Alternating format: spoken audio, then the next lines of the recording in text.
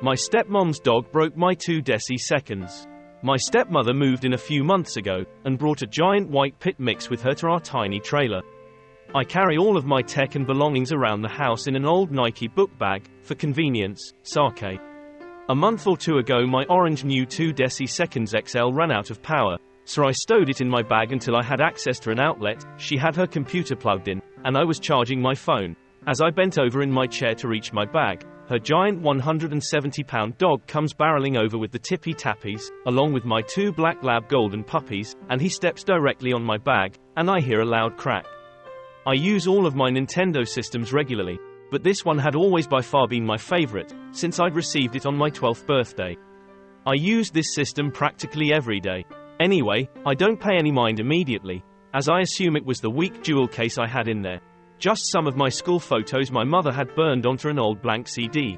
But when I went to lie down later that night, I plugged it in to finish my Goo Gorge run in the King Knight campaign. Practically the entire screen had died, only leaving pretty much the top right corner. I immediately went out to the living room, and asked my dad if I could get it repaired, as his Switch had a similar problem a few months prior. I then asked my stepmother, let's call her Zed, to lend me $40-ish to replace the top screen, as it was her dog who broke it, and she just chuckled.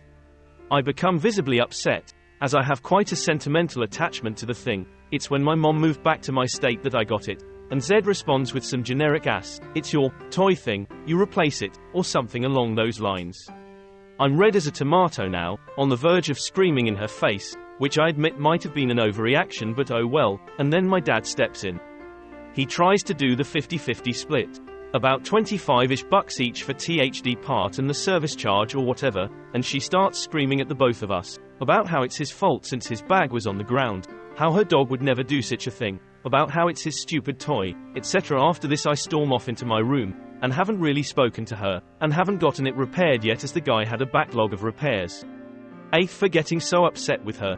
AITAH after asking for time to finish my assignment and walking back on the apology afterward.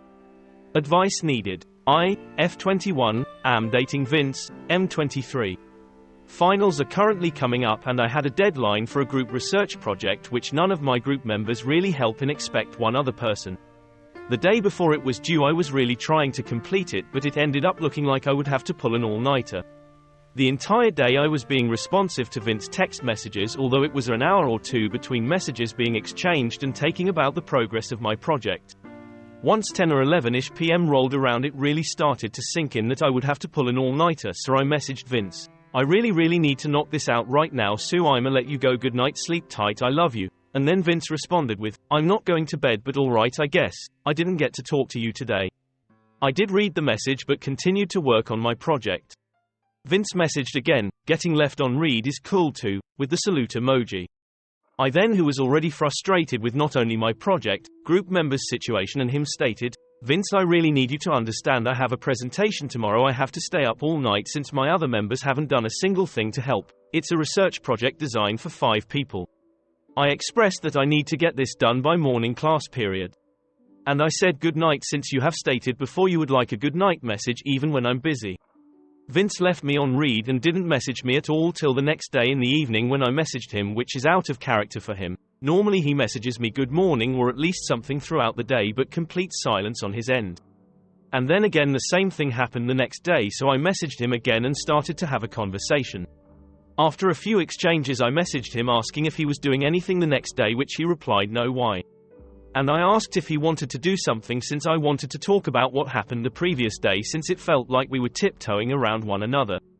He responded with, I'm not tiptoeing around anything, you blew up on me so I'm giving you space and letting you talk to me when you want to. So I responded with, I'm sorry for blowing up, I was just trying to ask for some time to complete my project on that particular night since it was due in the morning for class. He then proceeded to explain that's why he wasn't talking to me and giving me all the time I need, which I then said, I only asked for time on Sunday night, Monday morning, and he said, I DK about you but I'm in no mood to talk to someone when they blow up on me. After he said that, it got me thinking about how I responded the other night and went back to look at our messages, and after reading what I sent I felt like I don't really blow up on him but was explaining why I wasn't as time responsive and said good night, early, which is probably where I messed up, so please let me know. Anyways, so I messaged back. Honestly, I don't think I blew up. I was asking you to understand the situation I was in and why I wasn't responding as actively and saying good night to you. After saying that, things went downhill from there. He responded with, but you just said you're sorry for blowing up. Saying, Vince, I need you to understand. To me that's blowing up.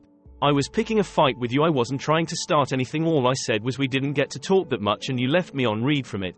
Which still wasn't picking a fight. So to me, yes, you did blow up. And then I said I was apologizing since I remember the chaotic state I was in, but when looking back at the messages at what was said, I don't really think I blew up since I was trying to explain the situation. He proceeds to tell me that walking back on an apology is a slap in the face, and he states, I'm not sure what you want me to say here.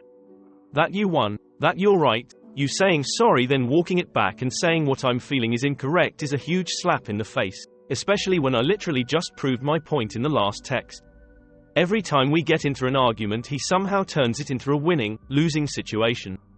He also proceeds to say walking back on an apology rubbed him the wrong way and speaks a lot about me and my character. I just don't know anymore and need some advice. AITAH for telling my GF that my ex-wife was tighter. I, M39, hate it when people mke fun of others. I mean, I know that people can gossip and talk amongst friends about other people, and I am guilty of that too, but I got very upset when my GF, F32, started talking about my ex-wife, F42. I understand that disliking an ex isn't abnormal or anything, but my GF is obsessed with my ex-wife and always try to make bad remarks about her. When it is just to me, I don't care because again people gossip and talk shit about others in the privacy of their own homes. But this time it was at a restaurant with some of her girlfriends and spouses. Somehow the discussion became about my ex-wife's vagina. Yes, don't ask me how, but they were discussing childbirth and body changes, age, etc., and my ex got dragged. My GF was a bit drunk and she was talking loudly. I hated it and asked her to stop talking. When I get upset she doubles down because she starts thinking, why do you care?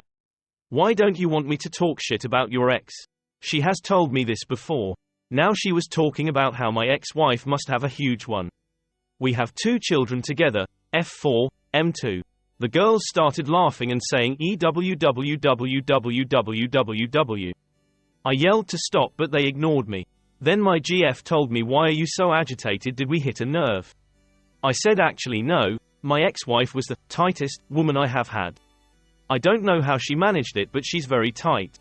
They became silent and my GF started crying. Then the women started yelling at me and their spouses were between amused and scared. Then one of the spouses said, yeah, I don't think childbirth really affects this. I haven't noticed difference with women I have dated. I felt gratitude, but I was still being yelled at and my GF has not called or answered me since Saturday. I'm so tired.